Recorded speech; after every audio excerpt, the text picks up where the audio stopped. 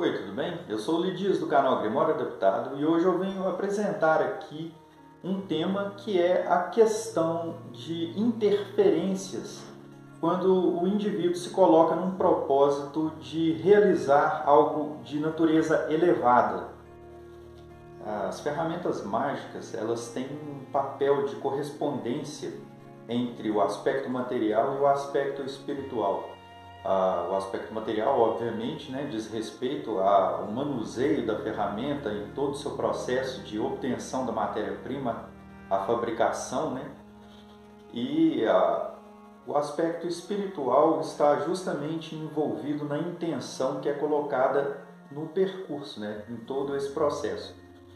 O percurso que a gente leva para comprar, ter ali a ferramenta confeccionada dentro de tudo aquilo que orienta a tradição seguida, Então, assim, a gente pode observar, igual eu já até tratei aqui sobre a baqueta, ou a varinha mágica, toda aquela correspondência que tem com os 4 elementos que estão envolvidos ali naquela confecção. Lógico, dentro de cada tradição vão haver ali formas diferentes de se fabricar essa ferramenta. Por exemplo, no sistema de tritemes você usa uma madeira específica e inscreve alguns nomes divinos ali naquela baqueta. Você vai pegar dentro da Wicca, já tem-se a tradição de colocar ali um cristal na ponta. Você vai pegar a tradição que te dá a orientação de utilizar um fio de cobre, Alguns vão colocar por dentro dela. Tem gente que vai trançar ele de uma forma espiral em torno da baqueta. Vai escrever nomes divinos nela também com fogo. Tem gente que usa o pirógrafo, é uma ferramenta bem útil nesse caso. Eu já fiz de uma forma mais artesanal, que foi colocando ali um objeto de metal segurando com um alicate num fogo, e quando estava aquecido ia lá e ia desenhando na baqueta, e aquecia de novo e ia desenhando. Então foi um processo um pouco mais demorado.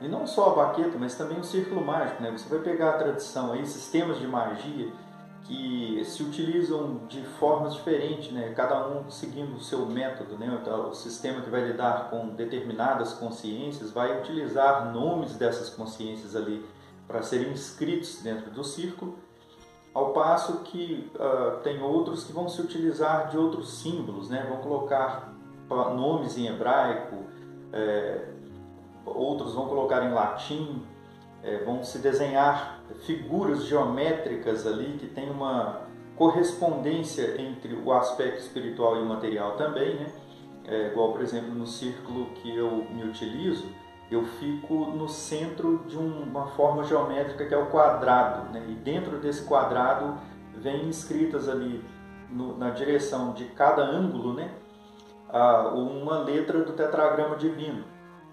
Então, quadrado correspondendo à manifestação no mundo da forma, No mundo de aciar, também o mundo da ação.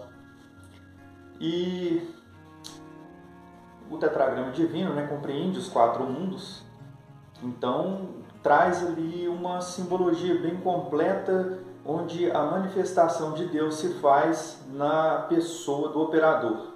E o operador, no centro desse círculo, ele está cercado então de hexagramas, de 4 hexagramas, sendo que cada um desses hexagramas estão conectados a um símbolo de um elemento, o elemento ar, fogo, terra, água, e os nomes angélicos em torno também do círculo, os nomes dos 4 arcanjos, que são até mencionados na oração Beshem Hashem, aquela oração que está ali inserida dentro do RMP, famigerado ritual menor do pentagrama.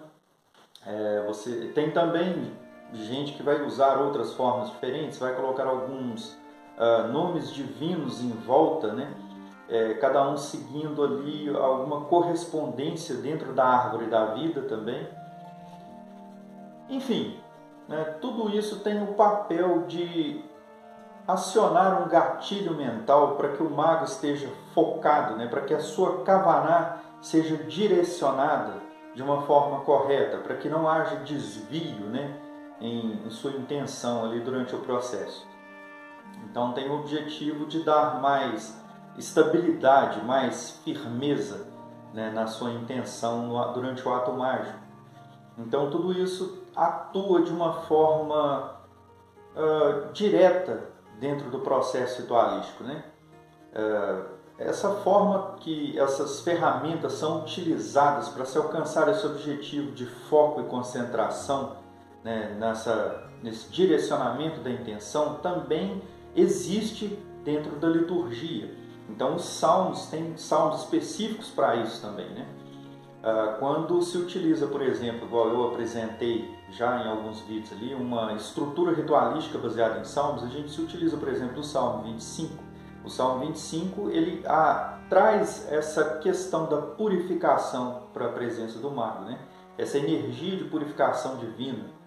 E, ao mesmo tempo, o coloca em um contato em esferas mais superiores, né? O Salmo 25 possibilita que o mago se posicione da esfera de Malhut, que representa o mundo material, à esfera além, né, daquela tríade das sefirotes que estão logo acima de Malhut, né? A tríade logo acima de Malhut compreende imediatamente Yesod, Hod e Netzach. Então o mago vai se colocar acima dessa tríade, porque essa tríade está relacionada com os sentimentos, com as emoções. Então tem o objetivo de evitar que haja alguma interferência devido a alguma desarmonia nesse aspecto emocional. Então, se algo está tirando o foco, está dificultando a intenção de ser direcionada, né, durante o processo ritualístico, o Salmo 25 tem o objetivo de buscar a misericórdia divina para que isso não seja uma interferência. Então, para que o poder de Deus interfira e leve o mago a alcançar sucesso naquilo que ele está buscando durante o processo ritualístico. Então, por exemplo, outros salmos vão trazer também o objetivo dessa purificação, que é facilitar que as desvirtudes ou algum processo que esteja em andamento ali, dificultando, né, a obtenção do resultado durante o ato mágico, vai facilitar com que isso seja retirado, que essa barreira seja retirada, né? Então, por exemplo, o Salmo 51 já traz esse objetivo, porque vai trazer a purificação divina pela misericórdia do Deus Criador do universo, né? Então, colocando o operador em contato com a consciência suprema. E tudo isso nos leva a entender qual é o grande papel do operador dentro de todo esse processo teatral, né, que é o ritual cerimonial. Então a gente vê que há formas, né? O papel do mago é se elevar e se conectar ao Criador. Porque se ele não faz isso, de outra forma ele se vê conectado às energias desse mundo, né?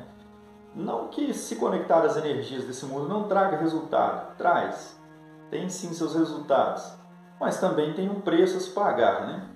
Então, conectando-se ao Criador do Universo, você se vê livre dessas pegadinhas contratuais, né, que são muitas vezes aí, manifestas logo após o processo ritualístico, né? Muita gente consegue esses resultados, em contrapartida sempre vem alguma coisa ali que acaba não compensando tanto, né? Vai ter gente que não vai ver isso dessa forma, porque entende que já trabalha dessa maneira, né, há muito tempo, se conectando diretamente às energias telúricas ou se conectando diretamente a consciências que têm mais esse aspecto ligado aos aspectos inferiores humanos, né? E não vê isso como algo negativo, não vê isso de uma forma ruim, entendendo que durante toda a sua vida trabalhou dessa forma, sempre teve resultados, mas eu entendo que isso nos mantém conectados a essa esfera, né? Então, dependendo daquilo que se deseja, você, quando partir daqui, né, quando vier ao desencarne, onde é que você quer ficar, né? A gente ouve, a gente vê nas escrituras, né, Há alguns trechos que dizem que o homem deve juntar tesouros não na terra, né, onde a traça e o ouro corroem, assim que estão as palavras traduzidas em português, né? Mas sim que o homem deve ter essa preocupação em buscar coisas elevadas no sentido espiritual. Ou seja, manter um desapego das coisas terrenas. Ainda que se viva esse aspecto material, não se deve deixar que esse aspecto material o domine, né? Seja o centro da sua intenção, seja o centro de todo o seu propósito de vida. O propósito do indivíduo é se reconectar à sua fonte de vida. E essa reconexão vai fazer com que ele não esteja, então, sujeito às energias, né, com as quais se estabelece uma conexão mais profunda. Então, a partir do momento, por exemplo, que alguém estabelece uma conexão muito profunda com alguma área, né, da vida humana, e não consegue se livrar disso, né? Isso fica como uma espécie de vício que contamina, né? Então o indivíduo está fadado a ser agregado a alguma egrégora após o desencarne e trabalhar dentro dessa egrégora, né? Então mais próximo às esferas terrenas. É o entendimento que eu carrego a respeito disso.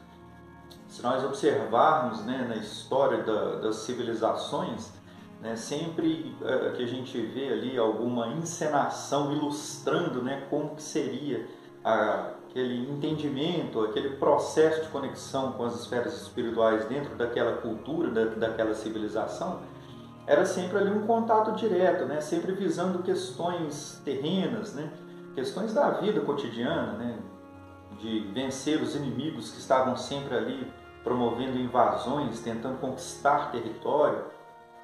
Então tinha muito a ver ali também com a autopreservação, né, da vida, mas também levantava-se muito a questão da vingança contra esses inimigos, de aquisição de riquezas e poder para poder estabelecer a sua vontade e o seu domínio dentro de um determinado território, de controlar as pessoas para que os servissem. Então, esses aspectos mais inferiores, né? Mais inferiores no sentido de estarem relacionados à matéria. Então, o indivíduo que foca muito nesses aspectos, de certa forma se vê escravizado por eles, né? Porque são aspectos da ilusão da matéria. A matéria, ela termina aqui, e quando ela termina, todas essas intenções terminam com ela, né? E o indivíduo deve buscar então as energias mais elevadas, buscar então um propósito mais elevado para se ver livre disso. E nessa busca eu observo que existe uma grande barreira que é levantada para tentar impedir, para tentar criar um antagonismo, né? Uma dificuldade de que se consiga estabelecer essa comunicação onde se promove esse desapego dessas coisas, desses aspectos materiais. E principalmente quando o indivíduo se coloca num propósito onde ele vai levar a uma abertura de consciência a outras pessoas, né? E eu vejo que quando se coloca num propósito assim, dessa natureza, essas energias trabalham incansavelmente e é nessas horas que o indivíduo deve se valer daquilo que ele conhece para poder buscar se harmonizar, né? Porque essas energias vão trabalhar dentro do seu aspecto psicológico, promovendo situações, promovendo movimentos que vão levá-lo a uma desestabilização emocional e interferir nesse processo, né? No seu propósito. E quando o indivíduo utiliza então desses recursos que ele conhece, né, para poder buscar esse reequilibrar, é aí que ele deve fazer uso desses recursos, né? Imediatamente, não ficar esperando não. Eu, por exemplo, nesse final de semana, passei por um processo semelhante e fiz o uso desse recurso e eu pude ver ali a manifestação positiva se realizando instantaneamente. É uma coisa muito interessante. A gente vai vivendo, vai se utilizando daquilo que vai aprendendo vai vendo resultados e vai vendo que é uma coisa assim surpreendente.